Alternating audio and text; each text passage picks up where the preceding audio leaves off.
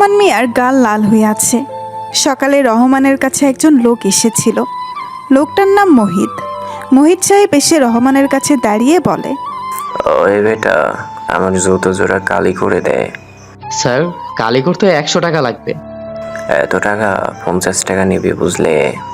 Sir, রেস্টুরেন্টে গেলে tips হিসেবে মানুষকে 500 টাকা দেন, আর আমি নিজের কাজের বিনিময়ে টাকা চাইছি বইলা এমন দামাদামি করেন? চুপ করবি এত, মুখের উপরে কথা বলিস। কালি কর। স্যার, 100 টাকাই লাগবে। রহমানের এমন কথা বলতেই রহমানের গালে কষে একটা চর পড়ে। আর চরের কারণে ওনার মুখটা লাল হয়ে যায়। চুপচাপ বসে থাকে তিনি। মোহিত জুতা কালি করার জন্য আবার ঝাড়ি দেয়। রহমান জুতা কালি করে দেয়। সারাদিন মানুষের গালমন্দ খেয়ে তার জীবন এগিয়ে যায়। রহমান মিয়ার একটা মাত্র ছেলে। ছেলেটার নাম হলো রিয়াজ। ভাইয়া, ওই ভাইয়া, তুমি কলেজে যাবে না? ওঠো, আর কত ঘুমাবে? ওই একটু ঘুমাতে দে তো বোন আমার, এখন যা সামনে থেকে। আমি তোমাকে ঘুমোতে দিলেও তোমার ফোনের দিকে তাকিয়ে দেখো, লিয়া আপু তোমাকে কতগুলো ফোন দিছে। এখন কি করবে তা তোমার ইচ্ছে, ভাবো যাবে কিনা। তুই আগে বলবি না ও ফোন দিচ্ছে অনেকগুলো?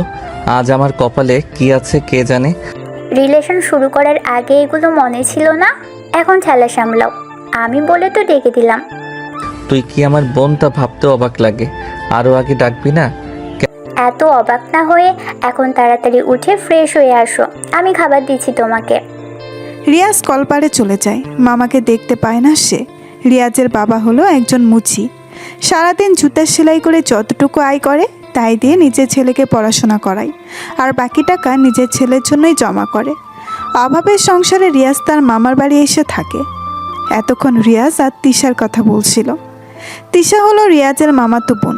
রিয়াজ ফ্রেশ হয়ে খাবার খেয়ে নেয়, তারপর দ্রুত কলেজে চলে আসে।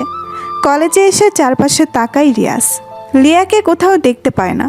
কলেজের ভেতর ভালো করে তাকিয়ে দেখে লিয়া কোথায় আছে। লিয়াকে মাঠের এক কর্নারে বসে থাকতে দেখে রিয়াজ দ্রুত সেখানে যায়। লিয়ার পাশে এসে বসে রিয়াজ। লিয়াকে বলে, কেমন আছো আমার জান পাখিটা? ওই রাখ তোর জান পাখি তোর কাছে। আগে বল, কলেজে আসতে এত লেট কেন হয়েছে?